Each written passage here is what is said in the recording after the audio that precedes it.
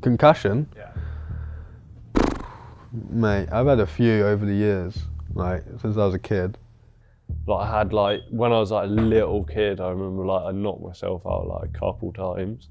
I never really thought about it. I mean, I've hit my head loads of times. Then it started popping up everywhere. People were like feeling not good after crashing, and it's a pretty scary thing. Like it's your brain, you know. It's a lot scarier than breaking a bone or anything like that. You know, it's a lot scarier, really. Yeah, I find.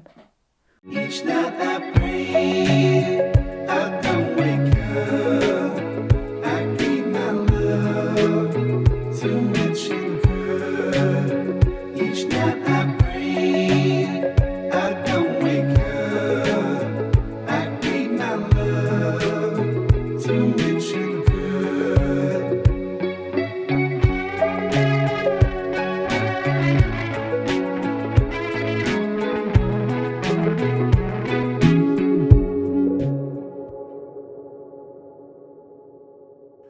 I do have one story in Leger, and we used to come, so I used to take them riding a lot, and we used to come down, we used to go through the gully, and we'd come down the gully and I took a wrong turn, and we came the other side of the gully, and in this quite steep, and I'd say for about probably 100 metres, it was quite steep, and it is covered in roots.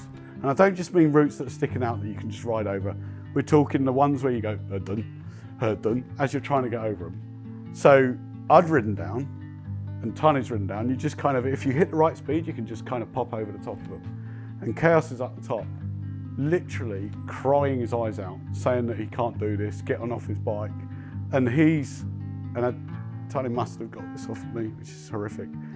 But he's got off his bike and started to walk down, and she's literally thrown her bike down, walked halfway back up and gone, you get back on your fucking bike and ride it down those routes. Yeah, so that's kind of the relationship they've always had, you know. And sure enough though, he did get back on his bike and he rode down those routes, and there you go, that's yeah.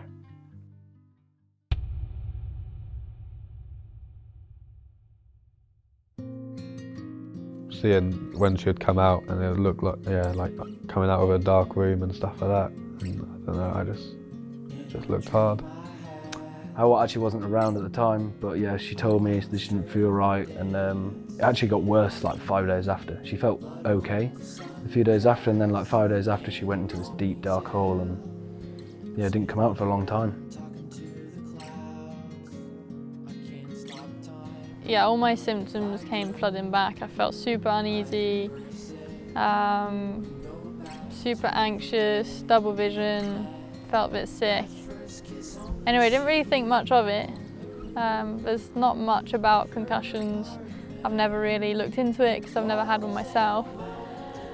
And then drove home, and the next day, obviously I told everyone how I felt, and they were like, okay, go back a day and take it easy. So I went for a walk, and I had like this pounding in my head, and my heart rate felt insanely high even though I was just having a walk.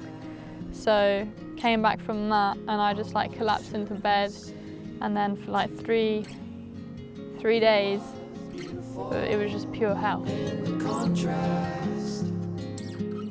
When I learned about concussion and how serious it can be was day 3 of Tahnée's injury this time round. She completely changed literally overnight and regressed to a point where she was an infant in my house, and I'd never seen anything like it before. I remember going round and she'd like, it was pretty savage. I remember she like seemed totally different after it. But I can remember when a couple of her friends were around, and the kitchen was as busy as it usually gets. You know, our house is always, there's something always going on. Normally she'd come, you know, in and join the conversation, and I could see her out of the corner of my eye. She walked into the room and walked out of the room. But it was like so timid, and she couldn't handle the noise or the people or the lights, or there was just, she just couldn't do it. She needed constant support from people around her as well, but the person she wanted most support from was her mum or from me. And it was like having an infant in our house. There's no physical symptoms, it's just as if like you're just drowning from like the inside out. You can't see properly, you can't think properly, nothing's you, and then when you do think, you're thinking insanely irrationally and there's not a single rational thought. And you're kind of aware that it's not you, but at the same time, you don't know because you never experienced it before. I obviously normally love my life and I love the people around me, but at one point it was almost like I didn't give a fuck about any of that. I just wanted the misery or whatever I was feeling, I just wanted it to stop.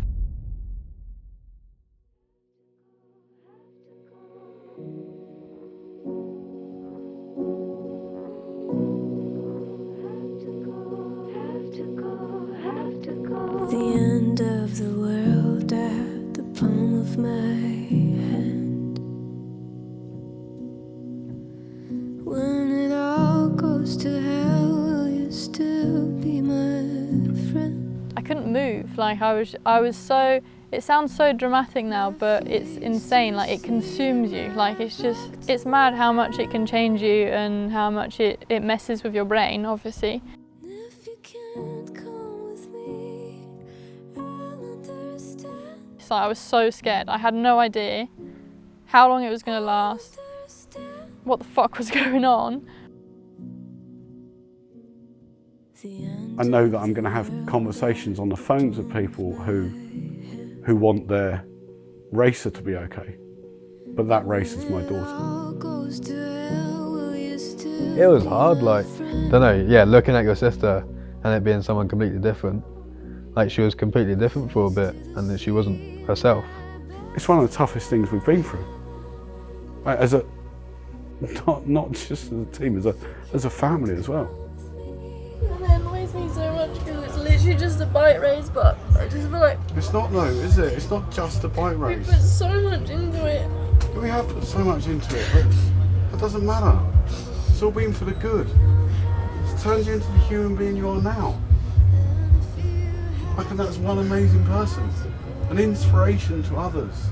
Like now my passion's showing and I want to ride my bike and stuff, but like there's like part of me that's just like, are you fucking stupid? Why do you want to go back out there again? Like, Why? I don't want to come back scared. You won't come back scared. You'll come back when you're ready and you won't be scared. It's like the darkest time of your life, and there are times that like I said, I would like lie there and like I'd be crying so much. Oh, if I have to live like this, well, I'm not going to live like this. There's no way I can live like this. I'd rather be dead. Yeah, it was weird, obviously, like, because I do everything with her. Like, I do everything with her and Cade and all, like, our mates. Like, we're all like one big group and we all do stuff, like, literally all together every single day. I couldn't just enjoy time with my friends, like, or I'd make Cade drive me to the seafront and then 5 minutes later I'd be like panicking, like, I'm not comfortable here. And he'd have to drive me all the way back home. And then times where I only felt comfortable when I was in the car and like moving. So Cade would just drive me around for like hours just so that I could feel comfortable in the car. My face to the sea and my back to the land. Everyone's just, you know, almost held my hand and just been insanely supportive, and that's the community we have, I guess. It was always me and Tahnée, like, yeah, we'd go out just me and her loads as well, and yeah, so obviously it's quite weird, but yeah, she's getting back to herself now. I don't know what I'm meant to feel anymore. I take it out. You're just in it for the ride. You've got to hang on tight and hope that you come out the other end, I think. Because you will, that's the thing, is you will, but it just feels like you're not gonna. It feels like you're stuck there forever. Now I'm a lot more experienced, but I'd say maybe 6 months ago I had no clue about concussions. I would just hit my head, get up and go again. So to be around it all, so close to it, obviously my girlfriend's suffered a severe concussion. So yeah, it's yeah, definitely close to my heart now, and it feels like it needs to be taken more seriously. There's no definites in medicine, and that's why now we take it so seriously. There has been a link between head injury and neurological disease. That research was done in the NFL, and now I've worked in sports medicine 23 years now, and I think back to the culture 15 years ago where we were encouraging people to get back to activity, and athletes were ignoring some of the symptoms, not reporting them, and they'd get the risks of getting secondary concussion go up if you do that. So now there's a far better culture, and because of the seriousness around concussion and management of it, so the vast majority get better and have no long-lasting symptoms, and we hope that's the case with Tahnée. So. The things I've learnt now have brought so much attention to how much we don't know. Genuinely don't know. I think in mainstream sports they're looking into it a bit and they're finding out more, whereas I think in action sports we haven't done it enough, because the amount of people that just get up afterwards and crack on with what they're doing. That happens time and time again. Whereas what we've seen, especially with Tahnée's injury now, is the build-up of previous injuries, the build-up of previous problems that have then led to what we're going through. The past few years have been pretty intense, and only with this one big crash have I been forced to look within. I don't know, it's just been such a crazy experience, and I've learned so much that I know that when I come out the other side I will be way more knowledgeable, and I'll just be a different person. I think at the minute it's hard to tell because I haven't really come out the other side, so I think I've already learned so much about myself, to look in all different directions to how can I help me become not just a good athlete but a good human, like a healthy human that is content with her life and with being alive, I guess. Like what makes you feel alive, so. Thieves. Right, I can only hold the fudge so long. You stay exactly where you are, don't move. Ready? yeah, come on. That was good. I'm gonna go 3, 2, 1, you do it. 3, 2, 1. No. That was tough. That was tough as team manager.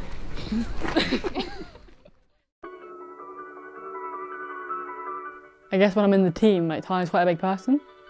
Especially for me, I looked up for her so long. It's been insane having been in the same team with her. Pretty tough. The person I've looked up to, and now one of my best mates is going through such a shit time in life. It's proper hard, and especially because last year was so sick. I guess we kind of met and then travelled the world together. You get so close. How do you think Phoebe is gonna get? I think if she stays on, she'll smash it.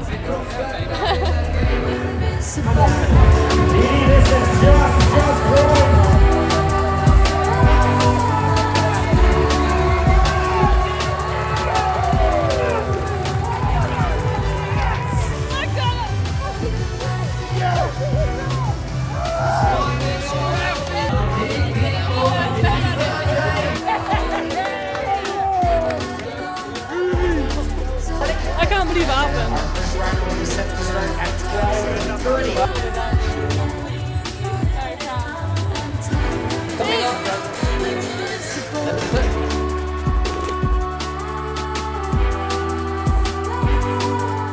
I don't really care if Tahnée didn't race again. But as long as she's happy, I think. Happy and is doing what she wants to do. So if I riding bikes, and that's it. She kind of put up with it, even though she wasn't quite right. She knew she wasn't right, but she wanted to be there. It does help. I wouldn't want her there if it was genuinely hurting her. But I think she wanted to be there. which definitely helps, like for sure.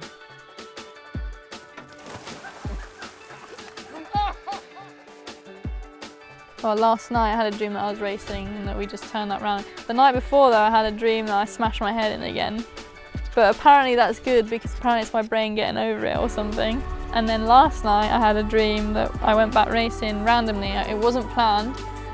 I like got on the ferry, you know what dreams are like, and then didn't have my bike. I was going somewhere skiing and then saw that there was a World Cup on. I was like, yeah, fuck it, I'll try it. So got on a bike and came like top 10 and I was like super stoked. So I was like, wow, see, it's not always bad.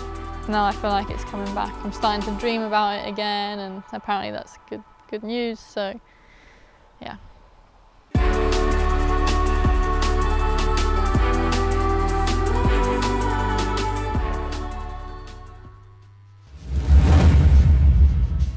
I guess racing was always there for him with Tahnée, I guess, but he's actually found something he really enjoys and loves. Fuck off! Like, yeah, I've always been scared of just doing that because I've always wanted to be a racer, but now I just want to have fun on my bike and do what I want to do.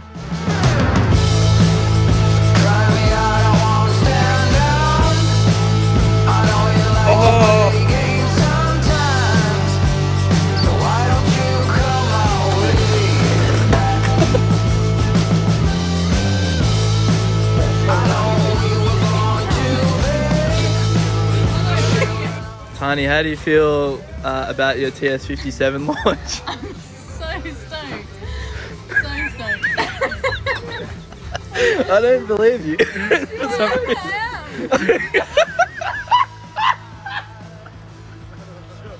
Are you really? You never cry though, do you?